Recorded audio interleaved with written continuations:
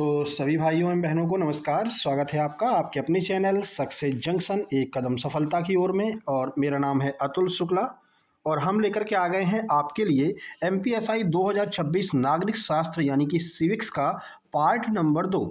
इससे पहले हम 200 प्रश्न आपको करा चुके हैं, जिसमें हमने पार्ट 1 को कवर किया था, जिसमें जो महत्वपूर्ण टॉपिक हैं 3-4 ऐसे टॉपिक हैं जहां से सबसे ज़्यादा प्रश्न आते हैं। लगभग 60% सिविक्स के प्रश्न, नागरिक शास्त्र के प्रश्न आपको पार्ट 1 से मिल जाएंगे। बाकी जो 40% बच रहे थे उनको आज हम सेकेंड पार्ट में कवर करने वाले हैं और 150 महत्वपूर्ण प्रश्न आपके लिए हम लेकर के आ गए हैं। तो इस तरह से 200 वो और 150 ये, लगभग 350 प्लस प्रश्न होकर के आपका पूरा कंप्लीट सिविक्स हो जाएगा। यही आप अगर कर लेते हैं तो आराम से आपका नागरिक शास्त्र कंप्लीट हो जाएगा, कुछ और करने की आपको आवश्यकता नहीं पड़ेगी। ठीक है, तो सुपर मैराथन नंबर 2 एमपीएसआई 2026 की दृष्टि से अति महत्वपूर्ण साबित होने वाली है। वीडियो को लाइक करके चैनल को सब्सक्राइब कर दीजिए, जिससे आगे आने वाली सारी वीडियो टाइम टू टाइम आपके पास में पहुंच सके। इससे पहले हम कंप्यूटर की ऑलरेडी एक मैराथन करवा चुके हैं, सिविक्स की एक मैराथन करवा चुके हैं, इंग्लिश का एक क्लास करवा चुके हैं और एक और क्लास हमने बीच में करवाई थी जीएस की, शायद कोई और। तो लगभग 4-5 क्लासेस आपकी हो चुकी है मेरे भाई। करंट अफेयर पूरा 200 करंट अफेयर आपको हम 200 से 250 प्रश्न करंट अफेयर के दे चुके हैं, जिससे हमने पूरे 1 साल की करंट अफेयर को कवर किया है। तो वो भी आपको देख लेना है भाई। ठीक है, चलिए अब शुरू करते हैं। आइए देखते हैं आज का पहला प्रश्न। तो जो बाकी बचे हुए टॉपिक थे उनमें आपका आता है सरकार के अंग, ठीक है, जिसमें विधायिका, कार्यपालिका और न्यायपालिका आता है। ठीक है, देखो सिविक्स आपको क्या, सिविक्स में क्या क्या पूछा जाएगा, सिविक्स में क्या क्या आता है, ये हमने पहली वाली वीडियो में आपको डिटेल में समझा दिया था। और 3 से 4 पार्ट जो हैं, जो 3 से 4 टॉपिक हैं, वो हमने उस वीडियो में कंप्लीट करा दिए थे, है ना। तो उसको आप देख लेना, तो आपको समझ में आ जाएगा कि सिविक्स में क्या क्या आता है। नहीं तो कक्षा 10 में आपने नागरिक शास्त्र पढ़ा होगा, कक्षा 9 में नागरिक शास्त्र पढ़ा होगा, वो किताब उठा करके देख लेना, आपको अपने आप समझ में आ जाएगा कि नागरिक शास्त्र में कौन कौन से टॉपिक आते हैं। ठीक है, चलिए अब शुरू करते हैं। आइए देखते हैं आज का पहला प्रश्न। तो सरकार के 3 प्रमुख अंग कौन कौन से होते हैं? तो 3 मुख्य अंग होते हैं सरकार के। एक होता है विधायिका, दूसरा कार्यपालिका और तीसरा होता है न्यायपालिका। अगला, विधायिका का मुख्य कार्य क्या होता है? तो विधायिका का काम है कानूनों का निर्माण करना। विधायिका क्या करती है? कानूनों का निर्माण करती है।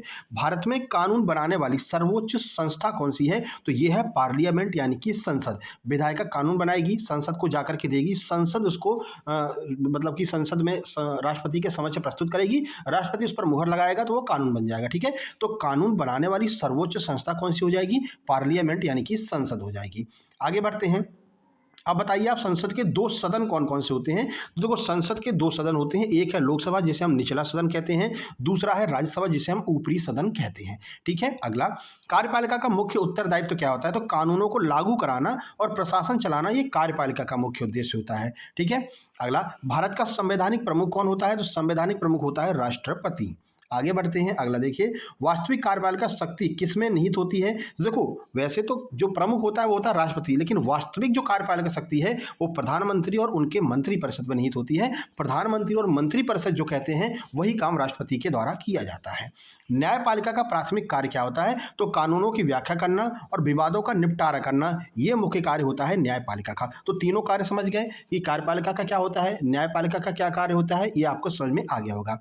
आगे बढ़ लेते हैं। आगे बढ़ने से पहले आप लोगों को बता दें, जिस तरह आपने एमपी पुलिस एमपी आबकारी में देखा था हमारे नोट्स से सीधे सीधे प्रश्न आए थे, उसी तरह से एमपीएसआई में भी हमारे नोट्स से सीधे सीधे प्रश्न मिलेंगे।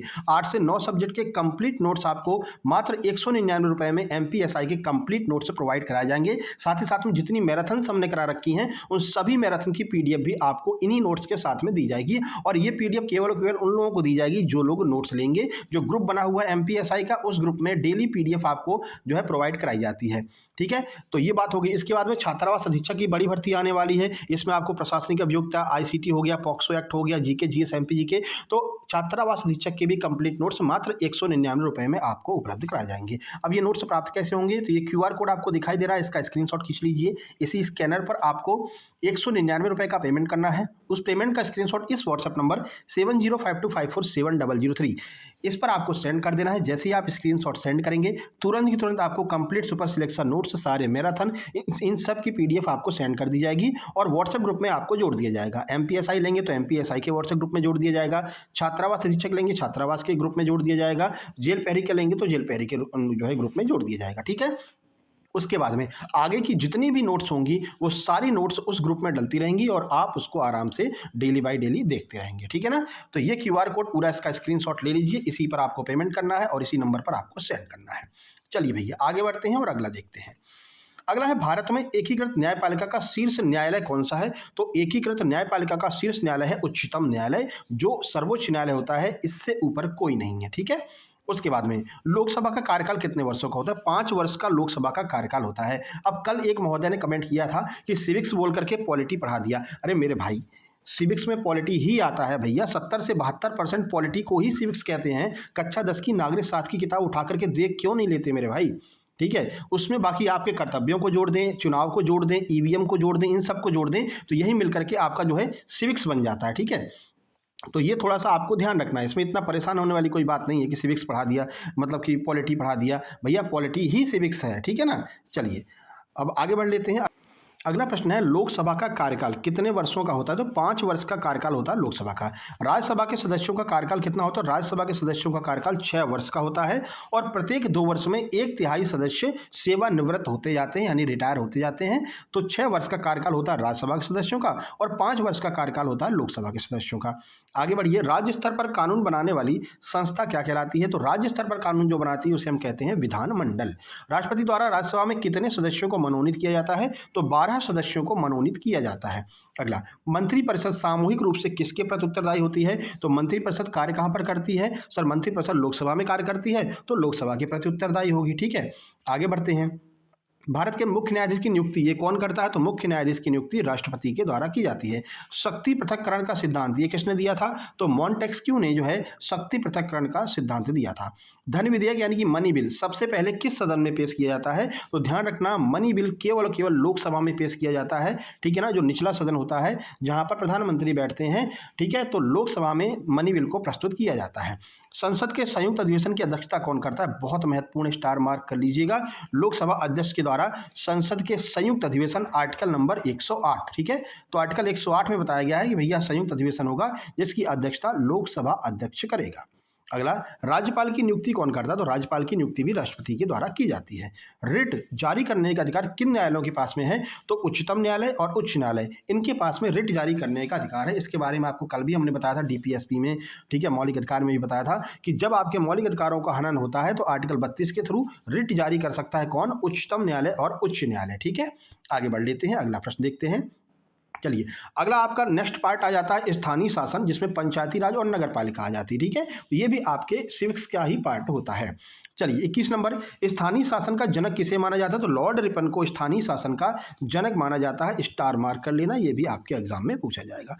पंचायती राज व्यवस्था का मुख्य उद्देश्य क्या होता है? तो भाई सत्ता का विकेंद्रीकरण और लोकतांत्रिक भागीदारी, ये पंचायती राज व्यवस्था का मुख्य उद्देश्य होता है। अगला, किस संविधान संशोधन के द्वारा पंचायती राज को संवैधानिक दर्जा मिला था? तो 73वां संविधान संशोधन जो कि 1992 में हुआ था, इसमें जो है पंचायती राज को संवैधानिक दर्जा मिला था। नगर पालिकाओं को किस संशोधन के द्वारा संवैधानिक दर्जा दिया गया? तो 74वें संविधान संशोधन के द्वारा नगर पालिकाओं को दिया गया। तो ध्यान रखना, 73वें से पंचायती राज को, 74वें से नगर पालिकाओं को संवैधानिक दर्जा दिया गया। पंचायती राज व्यवस्था ये कितने स्तर की होती है? तो 3 स्तर की पंचायती राज व्यवस्था होती है, ग्राम, खंड और जिला स्तर की, ठीक है। त्रिस्तरीय ढांचे की सिफारिश किस समिति के द्वारा की गई थी? तो इसकी सिफारिश बलवंत राय मेहता समिति के द्वारा की गई थी। बहुत फेमस समिति है, पूछा जाता है बलवंत राय मेहता समिति किससे संबंधित है? तो पंचायती राज व्यवस्था से संबंधित है। भारत में सबसे पहले पंचायती राज कहाँ पर लागू हुआ था? तो नागौर राजस्थान में 2 अक्टूबर 1959 को पहली बार पंचायती राज व्यवस्था लागू की गई थी। नाम ध्यान रखना, नागौर राजस्थान। ग्राम पंचायत का मुखिया क्या कहलाता है? तो इसको हम सरपंच कहते हैं या फिर प्रधान कहते हैं। अपने एमपी में सरपंच कहा जाता है, यूपी साइड चले जाएंगे तो प्रधान कहते हैं, बिहार साइड चले जाएंगे तो मुखिया कहते हैं। तो ये सब एक ही पार्ट है, ग्राम पंचायत का ये मुखिया होता है। पंचायती राज संस्था का कार्यकाल कितने वर्षों का होता है? 5 वर्ष का होता है। सरपंच का चुनाव होता है, आप देखते हैं हर 5 वर्ष बाद सरपंच का चुनाव होता है। सरपंच के चुनाव को आयोजित कौन करवाता है? तो राज्य निर्वाचन आयोग। ध्यान रखना, इसको सेंट्रल नहीं करवाता है, राज्य निर्वाचन आयोग के द्वारा पंचायती राज के चुनाव करवाए जाते हैं। चलिए स्थानीय निकायों में महिलाओं के लिए कितने पद आरक्षित होते हैं? तो 1/3 33% जो पद हैं वो स्थानीय निकायों में महिलाओं के लिए जो है आरक्षित रहते हैं। तभी देखते हैं ना भैया, इस बार महिला सीट आ रही है, इस बार पुरुष सीट आ रही है, ऐसा होता रहता है ना। नगर पालिका के प्रमुख को क्या कहते हैं? इसको हम मेयर कहते हैं या फिर महापौर कहते हैं। ग्राम सभा का सदस्य कौन हो सकता है? तो गांव के सभी वयस्क मतदाता, जितने भी मतदाता जो वोट देने के लिए वैलिड है, यानी कि 18+ वाले जितने भी मतदाता हैं वो ग्राम सभा के सदस्य कहलाते हैं। आगे, पंचायती राज दिवस कब मनाते हैं? महत्वपूर्ण है, 24 अप्रैल को पंचायती राज दिवस मनाया जाता है। शहरी स्थानीय स्वशासन की सबसे छोटी इकाई क्या होती है? तो ये होती है नगर पंचायत। अगला, जिला स्तर पर स्थानीय शासन की सर्वोच्च संस्था कौन सी है? तो जिला स्तर पर जिला परिषद सर्वोच्च संस्था हो जाती है। आगे बढ़ते हैं, अब हम बात कर लेते हैं लोकतंत्र और चुनाव की। ठीक है, ये भी आपका सिविक्स का ही पार्ट है, नागरिक शास्त्र का ही पार्ट है। देखिए, लोकतंत्र की सबसे सरल परिभाषा क्या है? तो जनता का, जनता के लिए, जनता के द्वारा शासन, ये लोकतंत्र की सबसे सरल परिभाषा है। किसने दिया था? अब्राहम लिंकन महोदय के द्वारा दिया गया था कि भैया लोकतंत्र क्या है? जनता का, जनता के लिए, जनता के द्वारा शासन ही लोकतंत्र कहलाता है। वीडियो को लाइक कर दो भैया, लाइक क्यों नहीं कर रहे हो आप लोग? लाइक नहीं कर, देखो वीडियो में नीचे देखिए लाइक का बटन होगा, उसको प्रेस कर दीजिए, लाइक कर दीजिए, प्यारा सा कमेंट कर दीजिए, जिससे हमको भी हाँ अप्रिसिएट हो हम, और लगातार आपके लिए और वीडियो लाने का प्रयास करें। इसके बाद इंग्लिश का वीडियो लेकर के आएंगे, फिर जीके जीएस जो है MP पुलिस पे पूछे गए हैं उन सारे प्रश्नों को भी कराना है। और 16 तारीख तक का समय, 16 को तो एग्जाम ही है भाई, 15 तारीख तक का ही समय है हमारे पास में। ठीक है, इसीलिए आपको मैराथन के द्वारा 200, 250, 250, 150 प्रश्न कवर करा रहे हैं, है ना। चलिए, अगला है वयस्क मताधिकार की आयु क्या होती है भैया? तो नहीं, ये हो गया ना। भारत में किस प्रकार का लोकतंत्र है? तो अप्रत्यक्ष या प्रतिनिधि लोकतंत्र है। इसके बाद वयस्क मताधिकार की आयु कितनी होती है? 18 वर्ष होती है, जो वोटर्स जो वोट कर सकते हैं। मतदान की आयु 21 वर्ष से घटा करके 18 वर्ष 21 संशोधन के द्वारा किया गया था, 61वें संविधान संशोधन के द्वारा किया गया था। भारतीय निर्वाचन आयोग की स्थापना कब हुई थी? 26 जनवरी 1950 को हुई थी निर्वाचन आयोग की स्थापना। मुख्य चुनाव आयुक्त का कार्यकाल कितना होता है? तो 6 वर्ष या फिर 65 वर्ष की आयु तक मुख्य चुनाव आयुक्त का कार्यकाल होता है। ईवीएम का फुल फॉर्म क्या है? महत्वपूर्ण है क्योंकि ये चर्चा में रही है, बिहार में चुनाव हुआ है। इलेक्ट्रॉनिक वोटिंग मशीन, ये ईवीएम का फुल फॉर्म होता है। वीवीपैट का अर्थ क्या है? वीवीपैट का फुल फॉर्म पूछते हैं, नया नया आया है। तो voter variable paper audit roll, ये बहुत महत्वपूर्ण है आपके लिए। ठीक है, ये सारे प्रश्न बन सकते हैं। तो voter variable paper audit roll, ये वीवीपैट का फुल फॉर्म होता है। आदर्श चुनाव आचार संहिता, ये लागू कौन करता है? चुनाव आयोग के द्वारा लागू किया जाता है। अगर सेंट्रल लेवल के चुनाव हो रहे हैं तो केंद्र सरकार जारी करेगी, अगर पंचायत के चुनाव हो रहे हैं तो राज्य सरकार लगाती है। ठीक है, अगला, भारत में बहुदलीय व्यवस्था है या फिर एक दलीय? तो भारत में बहुदलीय व्यवस्था। तभी आप देखते हैं भैया कि आज भैया पंजा वाला आया था प्रचार करने के लिए, आज हाथी वाला प्रचार करने के लिए आया था, आज कमल के फूल वाले आए थे प्रचार करने के लिए, आज निर्दलीय प्रत्याशी सीढ़ी वाले, ताला वाले आए थे ना। देखते ही आप चुनाव जब होते हैं तो बहुदलीय, ठीक है, बहुदलीय व्यवस्था है, कोई भी चुनाव लड़ सकता है। अगला, राष्ट्रीय दल का दर्जा कौन प्रदान करता है? तो ये दर्जा प्रदान करता है चुनाव आयोग। जैसे कि बीजेपी हो गए, कांग्रेस हो गया, इनको राष्ट्रीय दल का दर्जा प्राप्त है। प्रत्यक्ष लोकतंत्र का उदाहरण कौन सा देश है? स्विट्जरलैंड जो है वो प्रत्यक्ष लोकतंत्र का उदाहरण है। अगला, राइट टू रिकॉल, ये क्या है? तो चुने हुए प्रतिनिधि को वापस बुलाने का अधिकार राइट टू रिकॉल कहलाता है। यानी कि आपने अपना प्रतिनिधि चुन लिया लेकिन वो सही से काम नहीं कर रहा है, तो आप राइट टू रिकॉल कर सकते हैं, यानी कि वापस से उस प्रतिनिधि को बुला सकते हैं और दोबारा चुनाव आयोजित कराया जाएगा। भारत में प्रथम चुनाव कब आयोजित हुए थे? तो 1951-52 में पहली बार चुनाव आयोजित हुए थे। महत्वपूर्ण है, MP पुलिस में 2 से 3 बार पूछा गया है। निर्वाचन क्षेत्र के निर्धारक को क्या कहते हैं? तो निर्वाचन क्षेत्र के निर्धारण को परिसीमन कहा जाता है, ध्यान रखना है आपको। चलिए, अब हम बात कर लेते हैं सामाजिक न्याय और विविधता की। तो सामाजिक न्याय का अर्थ क्या होता है? तो बिना किसी भेदभाव के सभी को समान अवसर मिलना ही सामाजिक न्याय कहलाता है। जब आप SI बन जाएंगे तो आप किसी भी प्रकार का भेदभाव नहीं करेंगे, इसीलिए आपको सिविक्स से पढ़ाई जाती है कि आप किसी के साथ में कोई भेदभाव नहीं करेंगे, सबको एक समान निगाह से देखेंगे। भारतीय संविधान का कौन सा अनुच्छेद अस्पष्टता या फिर छुआछूत का अंत करता है? तो ये है अनटचेबिलिटी का अंत करता है, आर्टिकल नंबर 17। आगे बढ़ते हैं, आरक्षण का उद्देश्य क्या है? तो ऐतिहासिक रूप से पिछड़े वर्गों को मुख्य धारा में लाना, यह आरक्षण का मुख्य उद्देश्य है। मंडल आयोग का संबंध किससे? तो अन्य पिछड़ा आयोग OBC से संबंधित है, OBC के आरक्षण से संबंधित है मंडल आयोग। विविधता में एकता किस देश की विशेषता है? तो ये आपने कई बार सुना होगा, भारत की विशेषता है विविधता में एकता। धर्मनिरपेक्षता, सेक्युलरिज्म, इसका क्या अर्थ होता है? तो राज्य का अपना कोई धर्म नहीं होगा, सभी धर्मों का सम्मान किया जाएगा। यहाँ पर राज्य का अर्थ है भारत देश। ठीक है, तो भारत देश का कोई स्पेसिफिक धर्म नहीं है, सभी धर्मों का सम्मान किया जाता है। अल्पसंख्यकों के हितों का संरक्षण किस आर्टिकल में बताया गया है? आर्टिकल नंबर 29 में बताया गया है। चलिए, समान नागरिक संहिता यूसीसी, इसका वर्णन कहाँ पर किया गया है? आर्टिकल 44 में किया गया है। प्रीमियम यानी कि क्रीमी लेयर शब्द का प्रयोग किसके लिए होता है? तो ओबीसी के लिए, आर्थिक रूप से संपन्न वर्ग के लिए। ओबीसी में जो आर्थिक रूप से संपन्न वर्ग हैं उनके लिए क्रीमी लेयर का प्रयोग होता है। समानता का अधिकार ये किस अनुच्छेद में दिया गया है? तो आर्टिकल 14 से 18 तक समानता का अधिकार दिया गया है।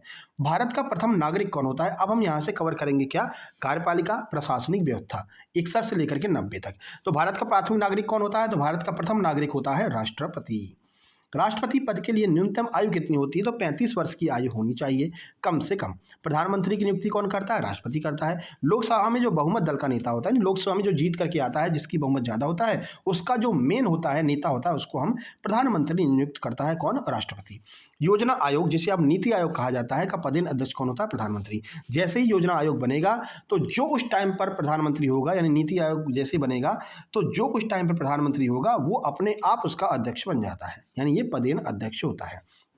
अगला, राज्यों में राष्ट्रपति शासन किस अनुच्छेद के द्वारा लगाया जाता है? 356 के द्वारा। कार्यपालिका का वह अंग जो स्थायी होता है, प्रशासनिक अधिकारी ये स्थायी होते हैं, है ना। जैसे कार्यपालिका में जैसे आपका चुनाव हो रहे हैं तो चुनाव 5 साल के बाद में नेता चेंज हो जाएगा, ठीक है। लेकिन जो आईपीएस आईएएस अधिकारी होते हैं वो स्थायी होते हैं। तो ध्यान रखना, प्रशासनिक अधिकारी आईएएस आईपीएस ये लोग क्या होते हैं? कार्यपालिका का वह अंग है जो स्थायी होता है। मंत्रिपरिषद में कितने स्तर के मंत्री होते हैं? तो 3 स्तर के मंत्री होते हैं। एक होता है कैबिनेट मंत्री, एक होता है राज्य मंत्री और एक होता है उप मंत्री। आगे बढ़िए, भारत के रक्षा बलों का सर्वोच्च कमांडर कौन है? तो रक्षा बलों का सर्वोच्च कमांडर है राष्ट्रपति। अध्यादेश ऑर्डिनेंस जारी करने की शक्ति किसके पास में होती है? 2 लोगों के पास में होती है, राष्ट्रपति और राज्यपाल। राज्य की कार्यपालिका का प्रमुख कौन होता है? तो राज्य की कार्यपालिका का प्रमुख राज्यपाल होता है, जैसे केंद्र की कार्यपालिका का प्रमुख राष्ट्रपति होता है। मुख्यमंत्री की नियुक्ति किसके द्वारा की जाती है? तो राज्यपाल के द्वारा। जैसे प्रधानमंत्री की नियुक्ति राष्ट्रपति के द्वारा की जाती है, मुख्यमंत्री की नियुक्ति राज्यपाल के द्वारा। वोट देने का अधिकार ये कैसा अधिकार है? तो ये हमारा संवैधानिक और कानूनी अधिकार है, वोट देने का अधिकार।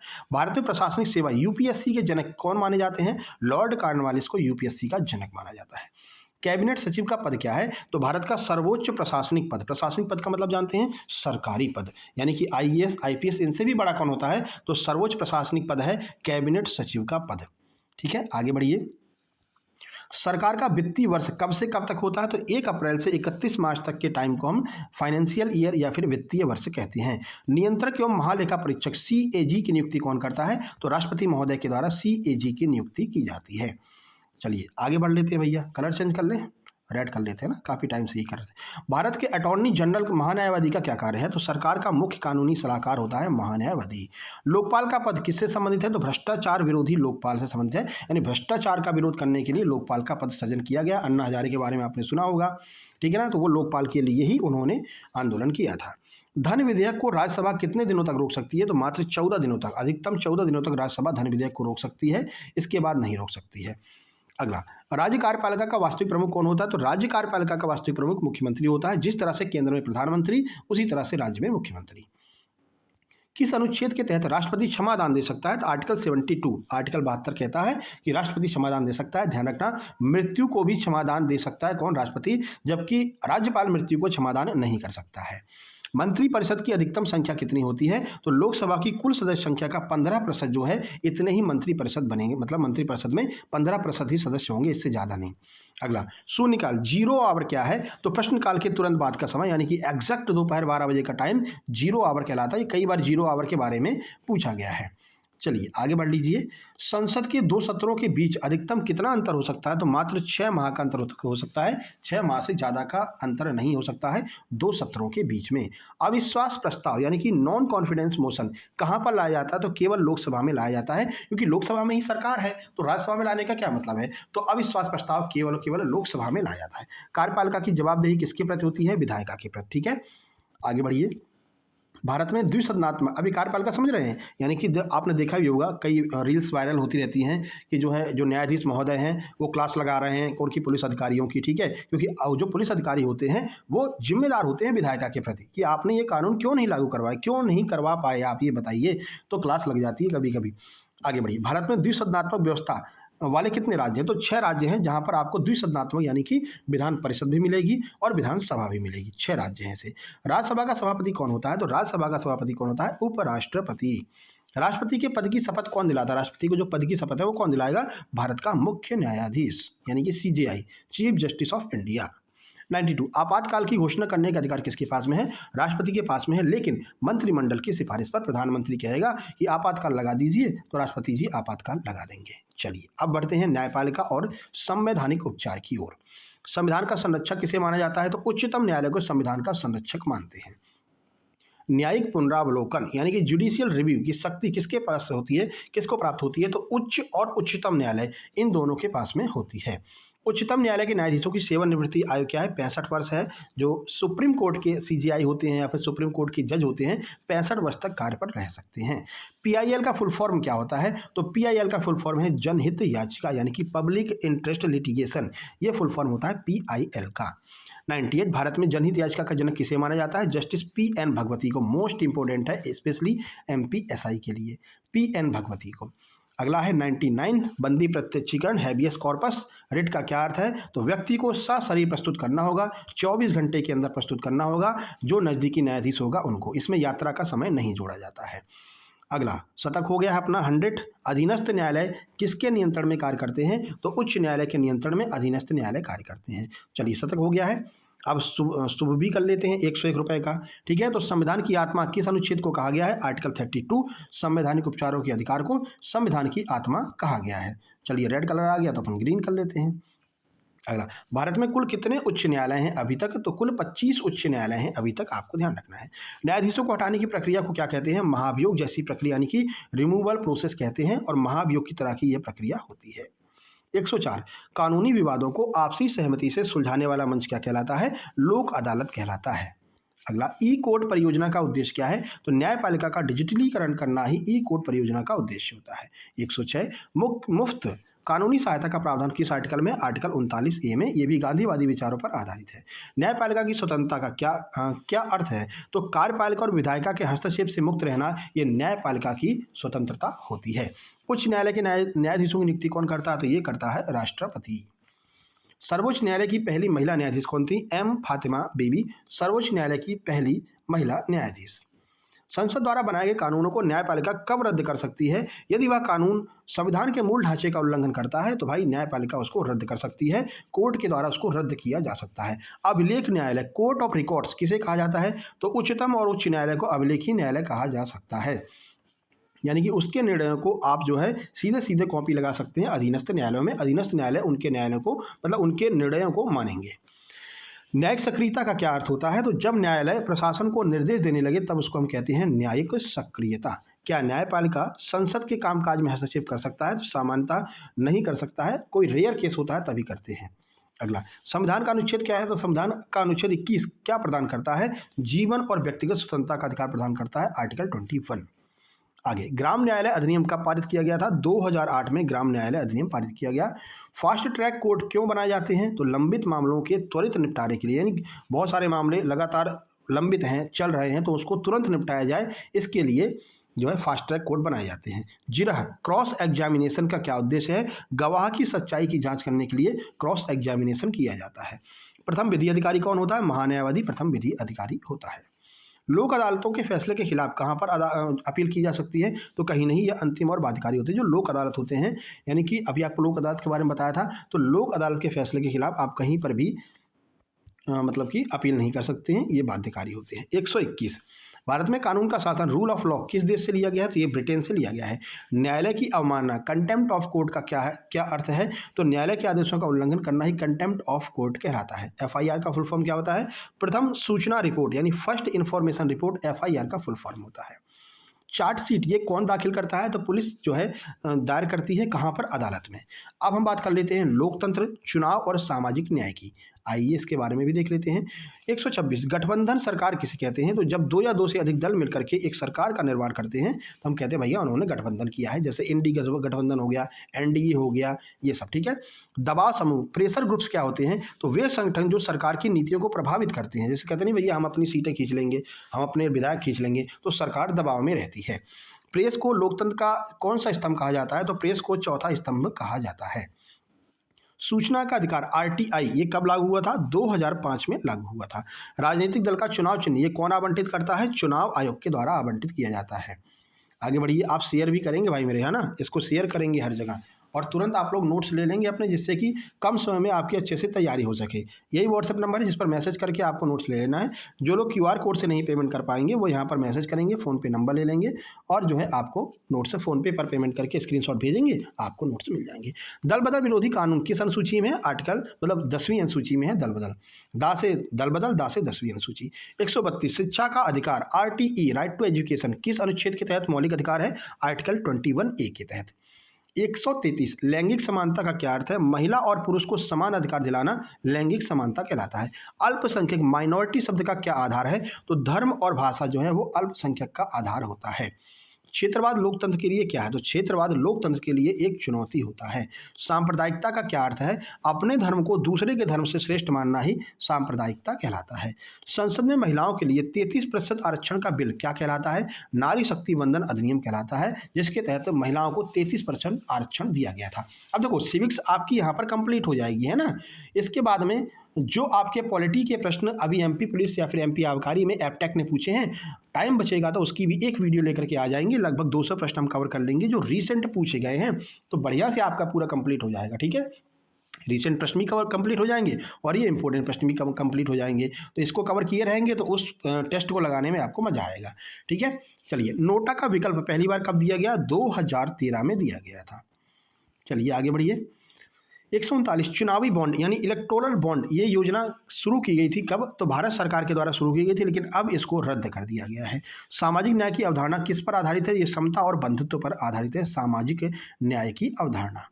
पेशा एक्ट ये किससे संबंधित है? पेशा कानून तो ये आदिवासी क्षेत्रों में स्वशासन से संबंधित है, उनको कोई भैया डिस्टर्ब नहीं करेगा। भारत में कैसी नागरिकता है? तो भारत में एकल नागरिकता है। अगर आप किसी दूसरे देश की नागरिकता लेते हैं तो भारत की नागरिकता स्वतः ही समाप्त मानी जाएगी। संविधान की प्रस्तावना में समाजवाद शब्द कब जोड़ा गया?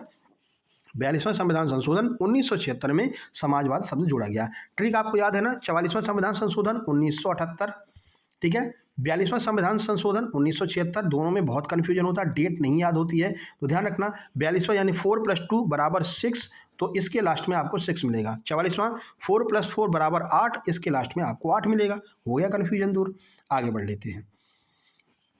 दल विहीन लोकतंत्र की वकालत किसने की थी? तो जयप्रकाश नारायण ने कहा था भैया दल नहीं होना चाहिए। लोकतंत्र की सफलता का मुख्य शर्त क्या है? तो जागरूक नागरिक ही लोकतंत्र की सफलता के मुख्य शर्त होते हैं। नागरिक जागरूक रहेगा तो लोकतंत्र अच्छे से चलता रहेगा।